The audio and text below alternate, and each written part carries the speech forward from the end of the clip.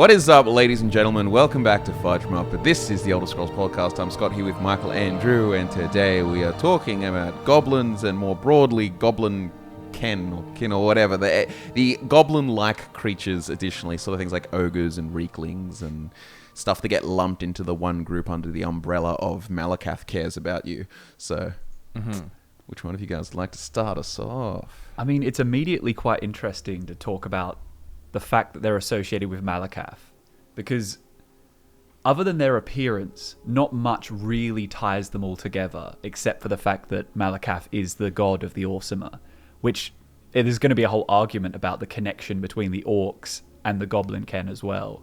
Mm-hmm. So it is a strange chronologically situation. Too, it's kind of odd because it kind of implies that you have the goblins, like what was their worship basically, I guess, before Trinimac was turned into Malakath or something like that. Although then again, there is that kind of concept where it's like gods kind of exists outside of time and so on. And so that theoretically, if a god became truer now, like it came into creation the first era, that retroactively they kind of exist. To be fair though, there's no reason why they couldn't pick up worship of him later.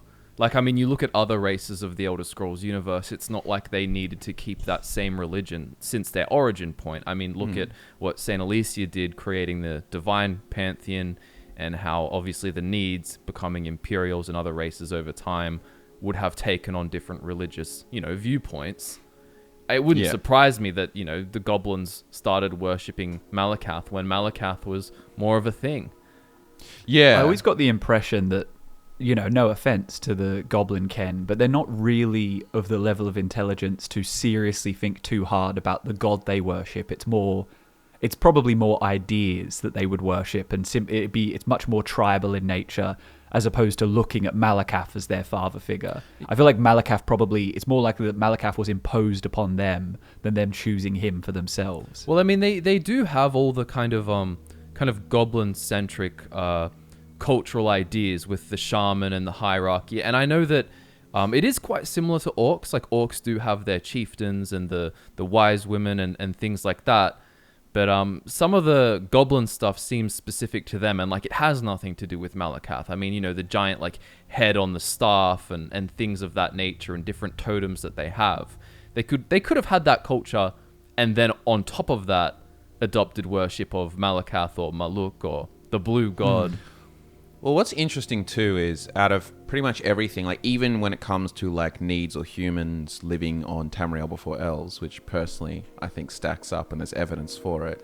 But even if you disregard that, like one of the things that almost definitely with absolute certainty was there in sort of a prehistoric Old Skyrim is like the goblins and like goblin kind of groups of people, and they would have been like considered the natives, like like in Somerset Isles they came, the elves came and then enslaved the local goblins and stuff that were there, and you can imagine they were Topol always, this contentious kind of thing, like Topol mentions orcs, which we've sort of like broken down and theorized that basically means goblins, because goblins of those times look what like a contemporary sort of orc might look like.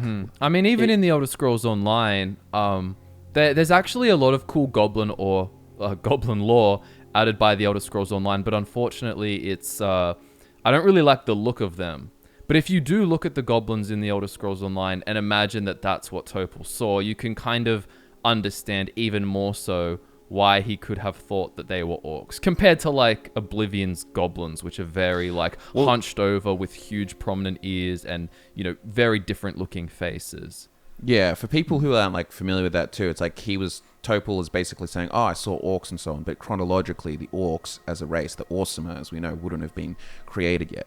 So the general theory we sort of like run with is that orcs was used as a term for all of that, and then orcs became a derogatory term to then group in the orcs with the real orcs, Orsimer, with other goblin-ken, and then that's how they've come colloquially known as sort of orcs, like going thousands of years into the future.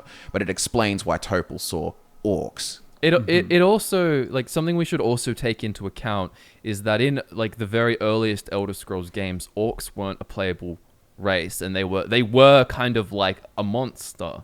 Yeah. It was later on in Morrowind, wasn't it? In Morrowind, I think was the first game where you the first time they became playable. So before that, they were kind of just these monster enemies who were green and ugly and They fight were running them in the mountains. It was like the sort of Tolkien roots. They're just like baddies. We need some goblins and orcs to kill. Like it's generic. And that's the thing when you're dealing with the kind of the myth of Boethia consuming Trinomac. It's the ultimate embarrassment. And in Old Mary society on Somerset, there's really no class lower than the goblins. They're enslaved and they're considered these foul, disgusting creatures. So when you want to shame Trinomac and turn him into the very opposite of all of the virtues that he used to represent, then making him look like a goblin and making all of his followers look like that, it makes total sense. On top of that, there's a really cool, I think it's a Michael Kirkbride sketch or something, but it's about an Ultima of Somerset Isles, like riding a goblin slave, like basically being like held like this, like a high elf, like on top of the goblin that's like kind of moving around, and like you can see how shameful that kind of. How big was it? Because some of them, they're solid size. They do come in different sizes. The goblins, like the ones in Hammerfell were said to be giant. Again, in Elder Scrolls Online, you see the ghost of one of these giant goblins. Mega disappointing. could have looked so much cooler. It's the things too, like anything ESO, I always like factor in like, oh, there's that MMO gameplay kind of thing. But it's just like, how do you make a Minotaur stand out as a boss? Oh, you make it like 5 feet taller than every other Minotaur, and like kind of like they often there's that MMO kind of, I call it a disease, but where they just take the same enemy and make it so much bigger because they want it to stand out and feel like a boss and stuff. But that doesn't necessarily line up with Minotaurs can be 20 feet taller. They can be like, 10 feet tall. Like, you know what I mean? Just using the set scale command. Job done. I mean, a similar type of thing was done in Skyrim with Karstag. Like, it would have been much cooler if Karstag looked more unique, like, he did in Morrowind. Yeah. That would have been particularly cool.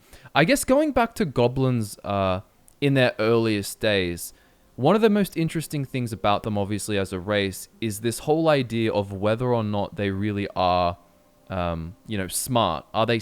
How intelligent are they?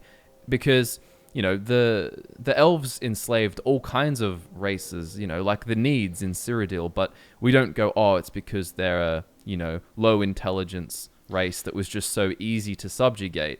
And if you look at what the goblins have done, obviously they haven't done nearly as much as the Needs, but they did do a lot of impressive things, particularly around taming animals and different creatures in all kinds of regions. I think two of the ones they tamed in the Somerset Isles supposedly are Welwers and Griffins, which is quite conflicting because Griffins in their lore also have this thing about like the untamable, super proud beasts that the High Elves could never domesticate. But apparently, according to one of the notes you find about trade deals, which there's another thing, goblins supposedly had trade deals early on in the Somerset Isles with the elves. The Griffins. And there's an example of them using runes as well, right? Like carving into an obelisk face in the Western Reach. There is sorry. No, I was pretty much going to say that it's like you can almost. I'm not trying to assert that they could have been as intelligent as say the Snow Elves, but you can see how like the subjugation of these creatures can whatever potential they did have could be ripped away from them if they're just not allowed to prosper as a society. Because there is that technological bias that we even have in our own world, that you believe that we have a tendency to draw to this sort of linear history of technology growth and so on, and the smarter your civilization, the more technology or whatever it has. But as you know, a lot of technologies and stuff just kind of come about because of being in close proximity, having a need to create something. If you don't have a need to create something, you might not go down that avenue, therefore you might not develop the later parts of what research into that avenue would have given you and stuff like that. And it's kind of so, easily you could look at goblins and you go, oh, well, they kind of look tribal, they have bone charms and stuff like that and so on. And obviously in the most recent games, they're they speak some other different language and so on. But it's to assume, you can't necessarily, I guess, always assume lower intelligence, in the past, or that they have to necessarily be stupid just because, oh, they exist in a tribe or whatever. Do you know what I mean? And it's if you actually looked at, I imagine I'm just hypothesizing here, but even in our real life, humans biologically have been the same kind of things for like hundreds of thousands of years, but we only kind of, according to what we know, like only got into the agricultural revolution or something like 10,000 years ago or whatever, and going forward. But they're physically, like the makeup of their kind of like brains and stuff would be relatively similar, but you would go, oh, well, people of the olden days stupid or whatever, and like it's not the capacity to learn, it's like what you're exposed to.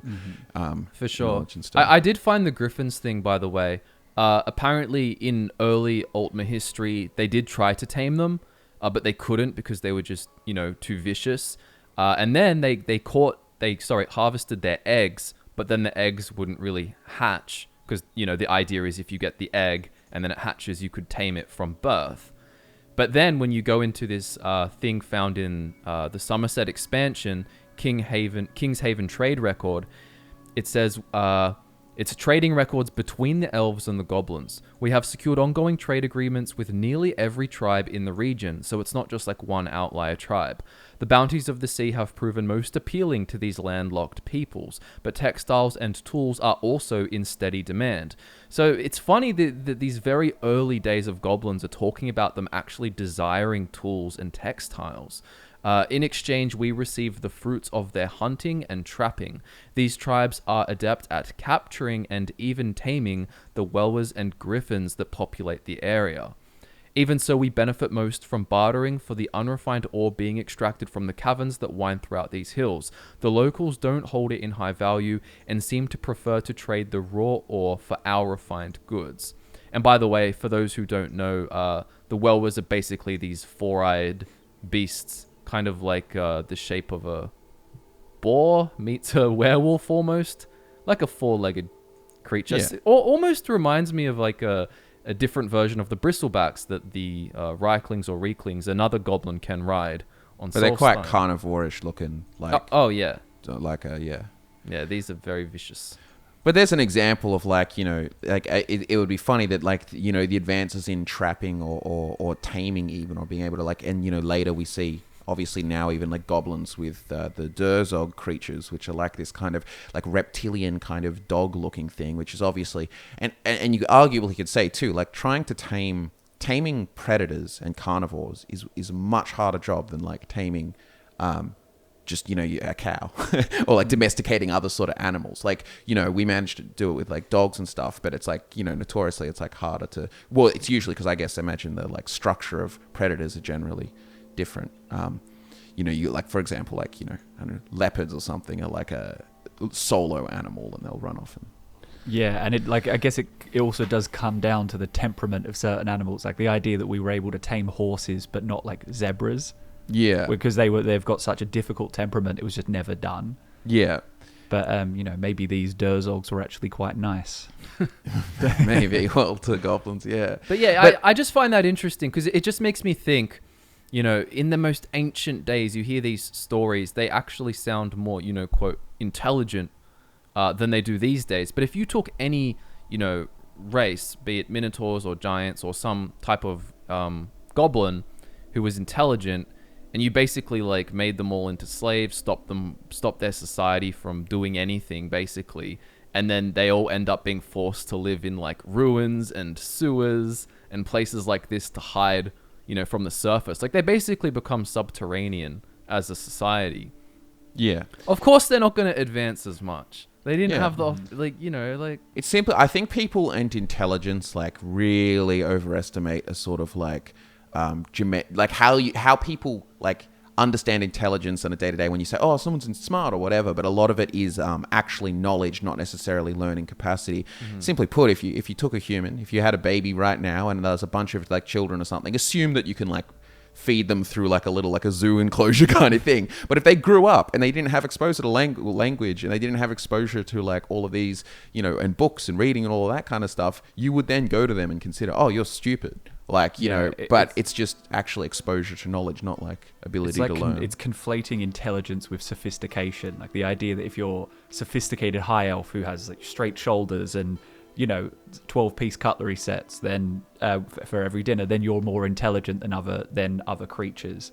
Yeah, but it's not necessarily the case. Depends, as we've gone over, it depends on your needs and things like that. I think the freaks of society, which isn't really a fair term, but you know what I'm talking about. The outliers, your extremely, extremely smart people who, just for the record, I don't think are freaks, but you know what I'm saying here. The extreme outliers who are born with 250 IQ, like these kinds of people, they also provide a super unfair advantage for any society. You know, you get some Elon Musk type just born here. He by himself, let's just say, invents something extremely useful. The whole province or tribe or whatever benefits greatly from that one person's, you know, really smart invention. And then they basically get to go around going, oh, we're so smart. You know, we conquered this tribe because of our superior, you know, ideas. It's like, well, it was just one person who, you know, luckily for you, was born crazy smart. And people don't realize too, like some of those things too, it's like born crazy smart, but you need the ability to capitalize that. And like, if you're like starving in some slum somewhere in the world and you're just trying to get by day to day, you're not going to pick up that math textbook and like try and like learn all this stuff. So it's actually, you need to, even in those exceptions, it's not just even genetically what they are, it's also on top of like the environment and the situation they're in. So to bring that to like goblins and so on, obviously there have been lots of, using the word like sophisticated, I guess, or technologically advanced societies that did sort of stomp all over them in the earlier eras and so on. And then naturally over so much time, they've been pushed to the edges of society and yeah. They even did tame spiders and quamas. Like they have tamed a lot of different things. There was even, I think, the Cold Snap tribe. They kind of started using scrap metal from dwarven ruins, which again, I don't know how the lore goes with this. There's some weird lore about dwarven metal and like what should and should not be able to be done with it. But basically, they got scrap metal from dwarven ruins and started making daggers by, you know, fusing the scraps in fires and smashing it together to make blades and different things. Well, I think that's how it can be done. Like it's just that they can't recreate the dwarven metal alloy. All dwarven material is made from melted down dwarven material that previously existed. So like scrap metal will be melted down into ingots or whatever and do it because they can't replicate the... It says they also embed animunculus scrap, you know, from the, you know, machinery, the robots essentially of the Dwemer, that scrap into kind of like metals that they would use to put on their shields and stuff to make them a lot sturdier and stronger, which is quite different to what you see in, you know, games like Oblivion, where they're very much, you know, just scavengers. Like that's the vibe. There's this whole idea in the lore of like, do goblins create their weaponry, or is it just scavenged and really, really old and worn down to the point that it's unrecognizable and we can't tell, did you loot that or make that? It is both, you know. Like, you can find them with a steel shield that clearly is just a steel shield designed by someone in Cyrodiil, probably from a dead adventurer. But then other tribes have been shown to build stuff. And it's that thing, though, it's like, I would imagine if you went to Orsinium in its heydays or so on, and it's filled with, like, goblins, like, there's going to be cross-cultural exchange and so on, and, like, smithing and so on. Like, it's very likely to see, like the idea that they're, like, incapable mentally of, like, metallurgy or anything, it's like, I'm sure they actually are. It's like, you just got to be someone has got to be willing to teach them and then them on the wall, like, you know what I mean, or work with them. Like, I don't think it's that ridiculous of an idea if the earliest humans can kind of do it. Like, I don't know, unless they're really like trying to like say that they're like animals, which is like, I just don't think stacks up. There is a Dark Elf noble. So this is House Dress in the Elder Scrolls Online. And at this point in the timeline, keep in mind, like, goblins are still being sold as slaves and basically used in different groups and things like that all over Tamriel still. But basically, there's Aldrin Dress, who talks about how goblins take a lot of educating before they come around. It's worth it, though. They're a highly valued commodity. I once sold a whole tribe to a... Is it Vizier or Vizier in High Rock? Vizier, yeah. Yeah, made a prince's ransom in coin. So they sound very valuable, but basically, like, you know, they... When it says education, I wonder, though, if that's training as, like, social norms and things, not actually, like... Indoctrination. Yeah. There's that fine line between the two. Red pill time. Yeah. Next Here's up, your existential dread. daily existential dread. Yeah. Yeah, but they are an interesting group. I'm always super fascinated by even in our real life. I like the earliest sort of like formation of civilizations from like nothing from the beginning. But it's cool to think back that what Tamriel would have looked like, because they would have had thousands of years of time without the elves' dominance. Well, I guess they did come. Elves came sort of mid-Merethic era, but there's still a lot of time there for them to flourish, and you don't know what the deal was before then. But like they definitely like I think even because they go like, oh, there's tribes and stuff like that. So it's like, oh, it assumes kind of tribal and like scattered politically. But at the same time, they did have instances of giant warlords and stuff that band them together to fight against the Alakir, and they pose a very big problem. And you're talking about fighting like, I'm sure they have to use like tactics and stuff and like, military strategy, considering you're fighting like Ansei, which were like, super sword warriors. You pretty much couldn't come up against a more difficult foe, and they really, like, it was very close for a lot of the time. And is it Frendar Hunding's son dies to an orc tribe, right? Battling an orc tribe, so that they are formidable. They're not just, dangerous animals to slay. Yeah, absolutely. But when you can imagine that kind of like collection of things, it's like it's surprised to. Sometimes I wonder if it's like, how like you have like local councils or parishes or whatever now and so on. It's like technically like your tribe or whatever is like a local community. It's a bit different now because the internet. But there's a bias to sort of like look at things like networks of. It's basically just the visual cues or so on that gives something a sort of feeling, but like functionally, like humans are still like tribal today, and you have like a hierarchy of attachment to your like, there's your small community, like your family, and then the community, and then out and so on. But like but when you assume that you don't have this, basically, I guess what people sort of say is when you take away the sort of big leader that like stitches them all together, it's like all of a sudden you're all like tribal and uncivilized is the kind of vibe. Like, and when you've got tribal societies, you're not really documenting your knowledge and history for other people to see. You don't have architecture or anything that's going to last and endure and be remembered as your kind of achievements. You're just going to have the word of mouth between tribe members, things like that. So there's probably a lot about goblin-ken in general that we don't know as people who are exposed to high elven and imperial. Right. Maybe they had the internet, man. Maybe they were retardedly advanced, like crazy, just off the charts. Like like imagine now if all of a sudden if you took humanity off the map, all of a sudden, and then there's like some new thing or something, or just say the survivors of humanity, even something like way down the line or so on. Like, how do you re-access the internet at that point, or get like, because that's where so much of the information's stored. Like books and stuff a lot of them will disappear, and especially when a society stops using books and stops using material things as much, and everything exists in a sort of imagine a space. Future society that's back on dial-up. Trying to access everything. But it's like, like even conceptually, I feel like it would be lost to them. Maybe we go like down the ancient aliens route or ancient humans or whatever, exactly. That maybe there were like ancient civilizations 100,000 years ago that were like all digital and everything, but now they're gone and there's no like tangible record because it's all consumed by nature, Perhaps, and that's what happened to the goblins. That's a good argument to be made. Yeah, I will say I did just check because I was like second guessing. It was Frendar Hunding that got killed by the goblins. The man himself. Oh, okay, yeah. For some reason I thought it was his son, but his son avenged him. Spot. Yeah, okay, that's it. But like that's crazy. Like the man the himself, greatest warrior, the Book of Circles author, was killed by goblins. Rest in peace. Rip. Yeah. Rest in pieces. Well, probably. Anyway, I'm trying to look at any other things that goblins did that were kind of more showing their intelligence.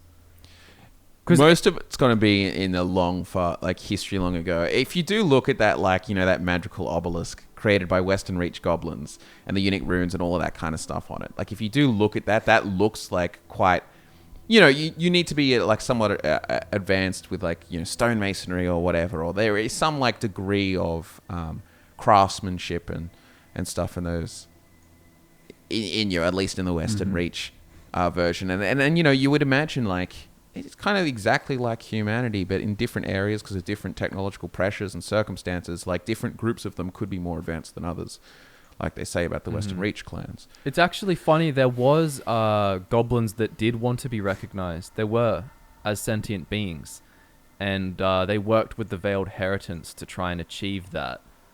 But it didn't go so well. Basically, it failed. But they wanted to. It's funny how we have evidence that goblins communicate, and they have their own language, but the only words that the other races of the more sophisticated races of Tamriel know them for saying are words like master and shit, and like their way of yelling. They're basically the words Ergola, Maluku, and Mulk. Maluku. It's like Maluku means poop. Nice To the goblins. It's funny. That's kind of close. Like go like Muluk. And then one of their names like Malakath, That's a and really then, good point. And then Maluku, yeah. Yeah. Maybe Maluku Ergola is like the poop master. Nice. Yeah. The king of scat. No, not again. Michael's here to keep us on track. I'm not here to keep you on track. That was kind of where I was angling with it. I went and watched. Okay, I went and watched rub out your the lunacy. I've got a whiteboard here that says days since last scat mentioned by Scott. I have to rub that off. And Start again. But yeah, well, another thing too is like outside of the goblins, there are other sort of like spin-off versions. There's the rieklings, and then there's also the Rykir, which are kind of like. Hold on, is it rieklings or rieklings? Because if you're gonna say Rykir, I always said rieklings. I don't mind either way. I always said reek. Okay, they probably do reek, don't they? Rieklings. I don't think it's like Riekir. It's and set in stone though. Whatever. Look, the Rykir are like the halfway point between the. They seem like goblins and rieklings that we've kind of seen. They just seem a little bit more advanced than the rieklings that you see. But yeah, I guess rieklings. Also, by the way, that's another. I mean, we don't want to overstep how good they are at taming in some regards, because it's like, oh, they tamed like boars, bristlebacks. I'm like, yeah, I feel like that's not like too out of, because humans also tamed horses and dogs and all of these kind of stuff. Yeah, but griffins griffins was a different scenario with the goblins. I'm talking about the rieklings and stuff. But the main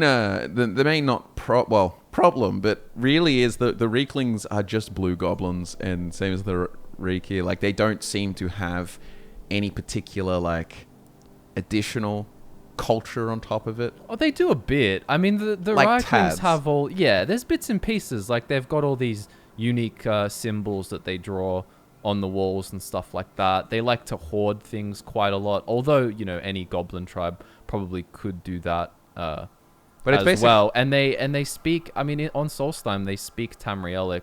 The chief does, basically telling you to fight him and take his place because you're the stronger one in Thirsk Mead Hall. You remember that? Yeah. And you become the chieftain of Thirsk Mead Hall. Yeah. Yeah. So there are little bits and pieces. They're very good at spear throwing, definitely. Yeah, but if you swapped them out, if you just gave them green skin and called them goblins, I don't think you'd really notice much of a difference. You'd go, oh, this is just this kind of unique tribe of goblins that just, well, by unique, it's just as in like, oh, one, it's called the Ice Biter tribe, and the other one, the goblins is called something else. Like, they all have, like, every tribe to tribe or little cultural, like, difference or, like, in different environments, they're going to have little things that are specific to their areas or something. Apparently, they did have green skin in the Elder Scrolls Online before it was patched. That's insane. It is a bit, isn't it? Yeah, that's a problem. Yeah, and they like their dizzy drink though. You gotta give them that, which is basically alcohol. We all like our dizzy drink. Yeah, you do, don't you? I'm gonna crack a dizzy drink straight after this. Yeah, and the Rykir have one of the more disgusting rituals, where they eat boar meat, vomit it back into bowls, then trade the bowls with fellow tribesmen and eat each other's vomit. They bathe in filth and sometimes eat their young. Some suggest these behaviors maintain social structure. Nice. It's kind of sometimes they throw like comically disgusting things. Yeah, But if you think yeah. about it as like races, even like if you imagined like a race of bird people, right? You know, vomiting food from into your baby's mouth. Like if that was already like a normal, like, oh yeah, that's what you do. Like the way it's structured in society, it wouldn't be an inherently gross thing. But I don't think they have that much of a biological difference. Yeah. One thing I would say about rieklings, which is a little bit different, is they don't seem as arcane. Like when you look at goblins and stuff, they kind of have more of the shaman elements, and there's all these different, you know, magics and magical kind of hierarchical positions, whereas the rieklings don't seem to really have that as much. Yeah. Well, at least you don't. It does make the goblins more similar to the orcs in that respect. I think a big part of it too is just like the rieklings are they're isolated as well. Like, you know, Soul Slime is like an isolated sort of frozen little land. Like it's the kind of, you know, it's kind of like there would be different sets of expectations in the way that, like, you know, the Inuits being isolated gives you a very different result to a tribe that is near all of these other civilizations and other tribes and so on. Like they wouldn't have a lot of cultural exchange, I guess, the rieklings, and they probably would have stayed quite similar for a long time. And if they do have cultural exchange, it's probably just mimicking some of the things they see from the Nords, like the skull, and, you know, like, and a lot of it is just practical application of, you know, furs and things like that, which is some of the main things that separate them from the goblins. Yeah. Yeah, it is. They are quite interesting. I know their holy items basically may actually be magical in nature, because, you know, there's the whole myth makes reality concept in the Elder Scrolls, which seems pretty true. Like the shaman's headdress said to give it power and intelligence and, you know, basically make them proficient in their religious practices. I wouldn't be surprised if that kind of becomes true. Yeah. Yeah. It's always like it's a fine line sometimes, like working out how much that applies, because it's not. I mean, just their like, staff works. I know that. Yeah, but they like, made a staff somehow. They didn't steal that from a mage. But in a world where magic is part of nature, I don't think it's that crazy to assume, like, you know, like if imps can do magic, like, or like, you know, other kind of creatures are somewhat capable of like you channeling magic, like an energy that's just permeates the entire world. I feel like it's just interesting that it's the shaman specifically who's involved with that. Not, you don't run across other goblins and they're all just shooting fireballs and shock spells at you. Yeah, they see some kind of cultural significance in the use of magic, you know, beyond just, oh, this is just another way to kill. And similar to... But I feel like that's the same for everyone else, right? Well, that's the point, I guess, is that it's not just like... Because, like, it's obviously... not purely animalistic, like, in its use. Like, I would argue that magic is overrepresented in any of the games because you know, for gameplay and, like, variety, you want enemies But different. depends. Like, the Ultima, for example, I imagine it is widespread in their armies. Like, yeah, it does for sure, but, like, who... most human armies, you have, like, oh, it's like, you know... You go to Whiterun, it's like, oh, they have a court wizard, and that's kind of already like, whoa, strange deal. Like, mind you, Skyrim is a province known for lack of magic. You go to Cyrodiil, there's battle mages in the army and all kinds of stuff. Yeah, but it's still, I like, mean, the majority would be exists, non-magic users. If magic exists, you'd expect a lot of people to want to understand it somewhat. You know, I guess access is a thing. But I guess so, but it depends how hard it is, because, like, imagine someone from ancient times looking at our society. They would probably think that the three of us are nuts for not really digging in to understand the, you know, magic that is technology, and like, why don't you guys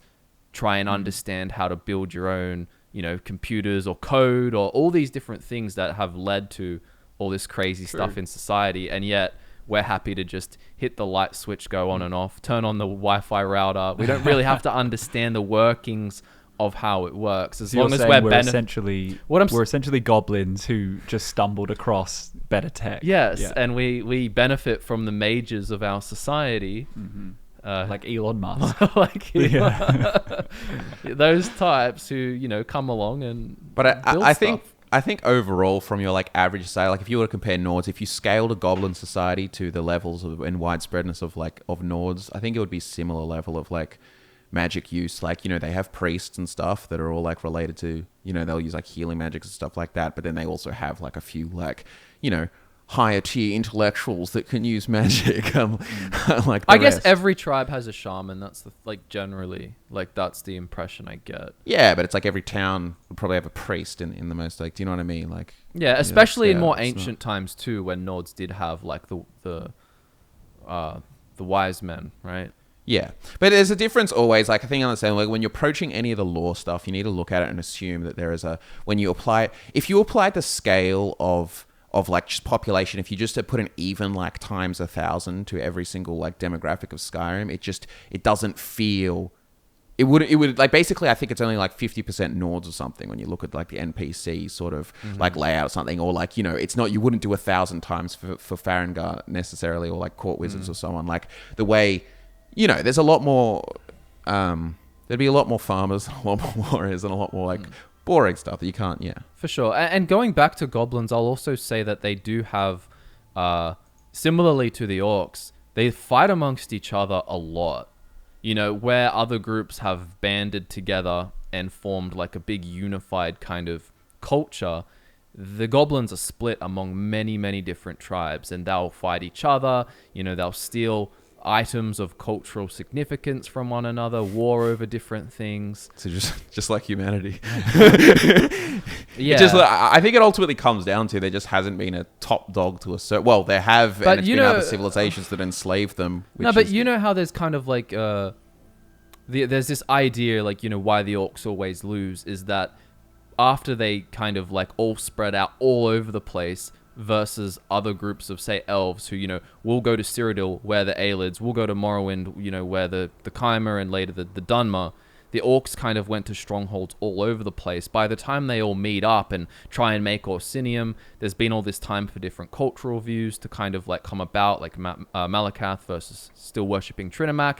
And they butt heads a lot and they have a lot of conflict. And even in their society, the way that they've, by the way, they've been exposed to all these outside cultural ideas now, the orcs I'm talking about, and yet they still have their traditional strongholds where it's kind of might makes right, and, pulling your weight and being strong is extremely respected. The goblins do have a similar mentality in many instances, and a similar theme in terms of not getting along with other tribes in the same way. I think a lot of it is like, a lot of it would be the isolation and the forced out into like sort of things. The same as you can have like, remote tribes very stick to their ways in real life, It definitely could be. I'm not saying it's like an innate quality that they're like not cooperative, but it just seems to be a theme of their race throughout the eras. Because it's funny that too, like, I think even like the way you look at it, like, you go like, because you'll be like, oh, like they war and they seem to like not like each other or so on, but then you look at like all of the wars and all of the things that big civil, like, it's almost like tribal warfare is looked at as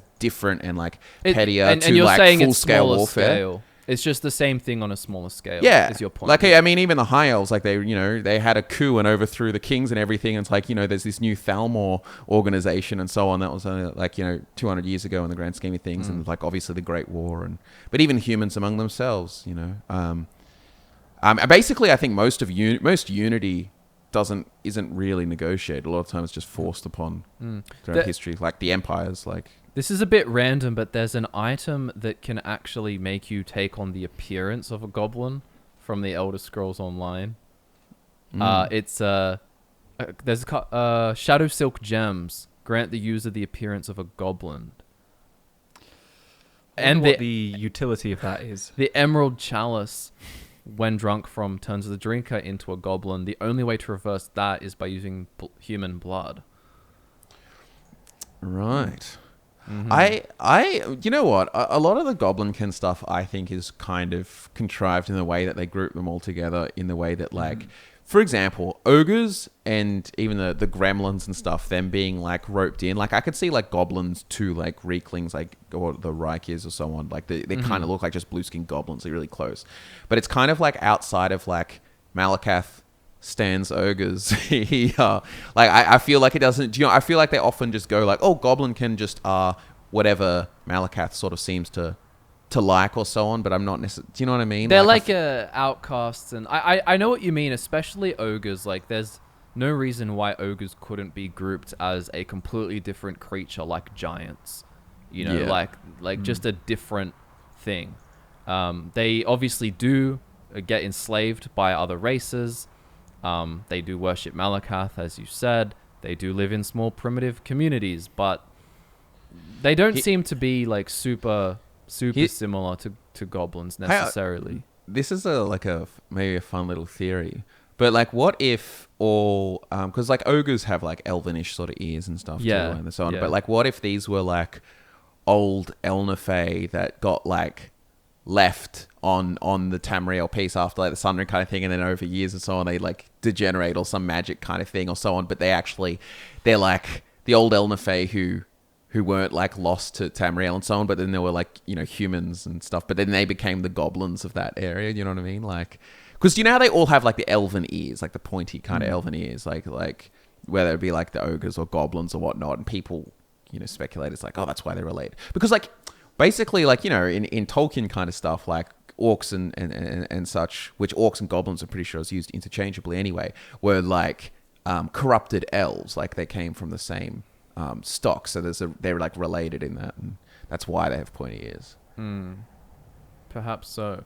One of the cooler looking orcs is actually a Hrothgarian ogre in the Elder Scrolls Online, which I quite like. It's you meet one who's mad basically, and actually summons this kind of a frozen-looking ogre called Madness in a battle against you. But that's a magic-using ogre. And I like the kind of almost like gauntlet claws that it has attached to it on its hands. Ogres in ESO are much cooler, I reckon. I like the really long arms, like, you know, their hands like come down to their like knees. Same. I think the ones in Oblivion look a bit cartoony and like, I'm a big funny fat dude. Like, it's kind of a lot of Oblivion stuff. Yeah. But yeah. Even the rocks, but I do like them all. Don't get me wrong, I don't dislike any of them. But yeah, I like the Elder Scrolls Online's. Oh, they love jumbo potatoes. They do like stealing things as well. They even though they're big and strong, they're not as, at least in my opinion, they don't seem as violent as goblins can be. Like, goblins are known to kind of like, you know, skirmish or have a big fight over an area, whereas ogres seem to just like go along and like, oh, I'm gonna steal this. Obviously, if you go up to them, they'll pummel you into the ground and kill you and become hostile. But generally speaking, I don't think their base sentiment's hostility. But even that, like, they seem to have like pelts and like some capacity of like, you know, putting clothes and stuff together. And obviously, they have a capacity for cooperation and stuff, like, you know, going to a cinema and so on. And also, like, you know, having like, you know, ice magic or like magic, I guess, anyway, like understanding. That's like very rare, though. Yeah, but like still that sort of, you know, I you know, their capabilities there. Yeah. What do you make of ogrims then, which is a slightly unusual, because you've got the Daedra that they are not their own unique race. They're probably, as is the case with a lot of Daedra, like kind of a mimic of a real life creature. Yeah. So using the ogres in the world, and they serve princes like Molag Bal and Mephala, not necessarily Malakath, but Malakath still takes patronage of them. Yeah. Yeah, I just view them as a Daedra, honestly. Yeah. Who looks probably inspired from ogres, potentially, if we're saying that, you know, creatures tend to be part of you know, the realm that they're from. I wouldn't be surprised if Malakath did design them with ogres in mind.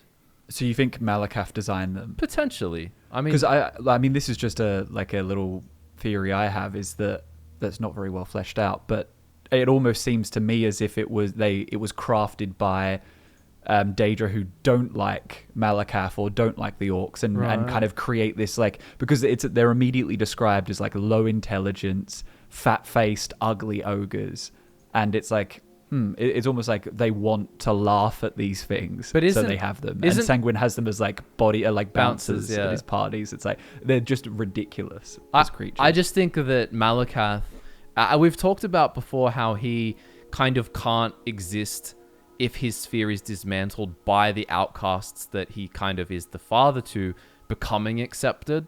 So if I were Malakath and I were making a Daedra, I probably would make it big, fat and ugly, so that he just wants everything associated with him to be as terrible as possible, basically. Because even the way that they consider too, like, not everything in one Daedric prince's realm or something is like necessarily created by them. Like, you know, as the case like with like Sheogorath and Seducers and so on. Like, obviously, like there's all of these like demi-princes and like sentient sort of races of Daedra that sort of exist across the waters of Oblivion. Like, you know, even implying like waters of Oblivion, it's kind of like a fluid sort of like ocean. And there's obviously these certain realms that are carved out, but then there's spaces in between like Fargrave or other random little pocket realms. And like, it's far more complex, I think, than just the...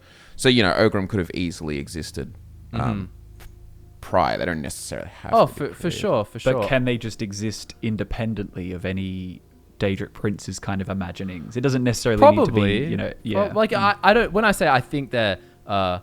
could be created by Malakath, that's not like a strong opinion of mine. I do think when you look at the... Obviously, they take on in Elder Scrolls Online many different forms. So if you see one that serves Molag Bal, it looks like it serves Molag Bal. Like, it looks like it's from Cold Harbor. And the ones that serve Mephala look more similar to a Spider Daedra with that red look.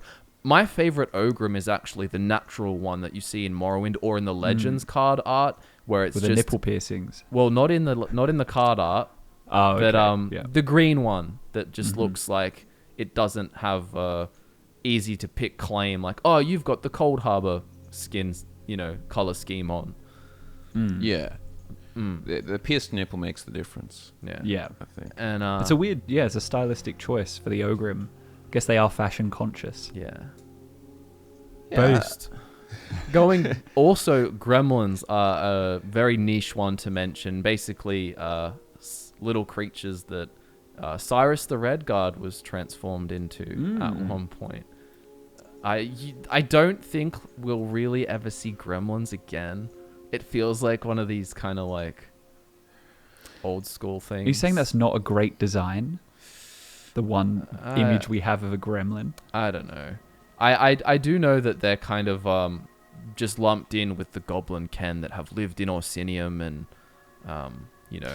So what I mean, I feel like the goblin-ken's not like some like anthropological kind of like good overview. It's just like, that kind of looks ugly and goblinish. Throw it in. I mean, I think a really good way is looking at all the things that have been around Orsinium a lot of the time, for most of it, because orcs are lumped in there.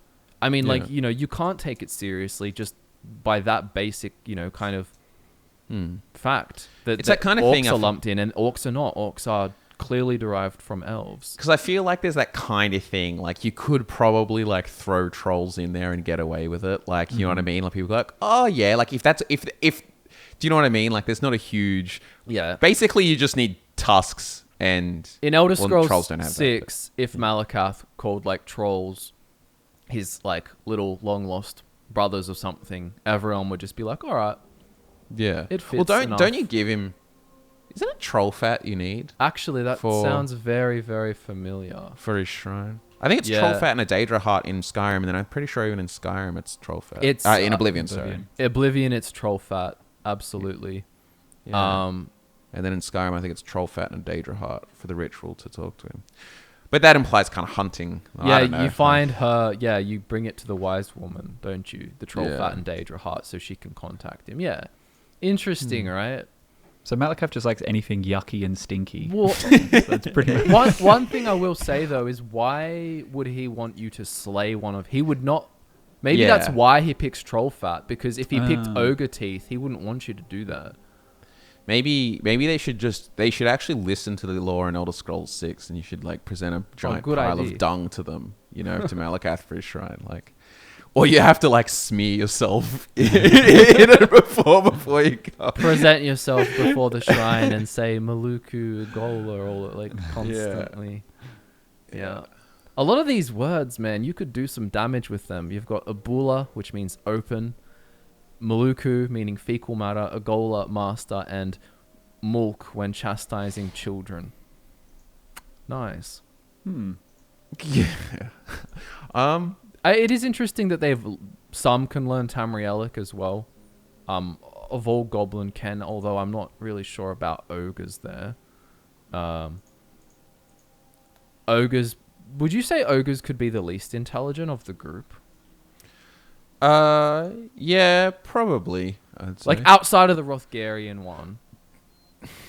I'd just say ogres are probably the closest across to... the board. Yeah, obviously they can possess really high intelligence. I kind but of imagine it's the outlier. But like even like I imagine them as like OG cavemen kind of like the very first, like maybe they've learned how to like make some wraps and so on, and they still live in a cave, but they're not like necessarily like building themselves homes or structures or even like jewelry and stuff. For a second, I thought when you said raps, I was just imagining their language, how that would work for raps, but you meant raps as in like with a W. Sorry. Don't worry. Oh, okay, right. When you said that, for some reason, I was thinking you were gonna say like, oh, like a KFC rap, like. So what did you mean? Well, like a rap battle between tribes. Yeah, like goblin freestyling. Do you want to Yeah. do you want to do a goblin freestyle for us on the spot? You know what? Maybe I'll put one together for next time. I'll give you a beat as well. I'll like beatbox over Please, the thing, and you can hit some goblin language. Yeah, okay. Rain check on that, but we will do it. But as cool as there is, going back in history, it's like I wish there was more to like talk about in regards to like their early religion history, like pre-Malakath kind of stuff. Funnily enough, maybe even the blue god that they worship, which is basically just a Malakath painted blue, that comes up a few times. Like even if perhaps there was some like ancient kind of blue god, maybe the rieklings and Riekia were actually the OG goblins and they worshipped the blue god, but then Malakath came and he turns, there was the Orsimer, and then he turned the rest of the orcs green, the rest of the goblins green, except just a few, and then the rest of blue. I don't know. But yeah, anyway, I think it just falls into the like, you'll probably never know, like a lot of the prehistory kind of stuff. Yeah, we kind of need to have conversations with goblins to get a better idea. But even them, it's like kind of like I feel like the current goblins have no idea anymore just because their cultures and stuff's destroyed. Like maybe if you could go into the first era and talk like the goblins in Hammerfell and so on, they might know. But yeah. Well, surely they must have been able to speak if they were organizing trade deals and agreeing on different things and... Able to speak. I just mean whether they could preserve their like history, and their mythologies and stuff. Because a lot of oral stuff gets. It's like even for us, like unless before you have like writing, it's hard. It's a lot of it's like you end up with 50 versions of same story, whether that's translations or just this group makes a slight alteration. Yeah. Yeah. There's nothing. goblin-ken. Yeah. Well, I say. I suppose that brings us to the end. Oh, classic. They've got nothing else to say. They repeated it about 5 times. Nah, it's all right. Before I decided to jump in and do the honors. You all heard it. Heavy Burns jumped in for you last time and ended it. He was symbolically you. He mantled you and ended the podcast. For anyone wondering, I did have a full-on blackout, so it was not fun. Yeah, well, maybe if you drink a little less, it's not. too much dizzy drink, eh? I just like fell off and hit the off switch on the... You had to go take a Maluku. Nice. All right, well, thank you everyone for tuning in. If you want to help support the channel, we do have a Patreon link down in the description, or if you just want to come say hi on social media, our Twitter links are there as well. It's been the FudgeMuppet Elder Scrolls podcast, and we look forward to nerding out with you again next time.